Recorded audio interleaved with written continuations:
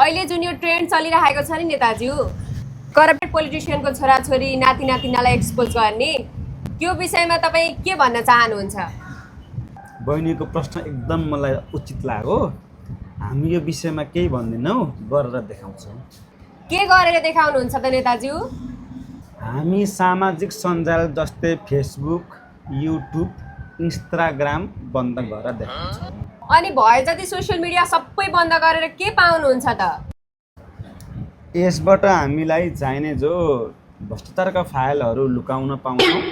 भ्रष्टाचार गरेको जनताहरूले थाहै पाउनुहुँदैन। अनि यसरी सोसियल मिडिया जति सबै बन्द गरेर विदेशमा भएका नेपालीहरूले चाहिँ घरमा कसरी कन्ट्याक्ट गर्ने नि? बहिनीको प्रश्न एकदम गजब छ। मलाई त उदुम लागेर हाँस्न लाग्छ। हाँस्थ्यो एकताली।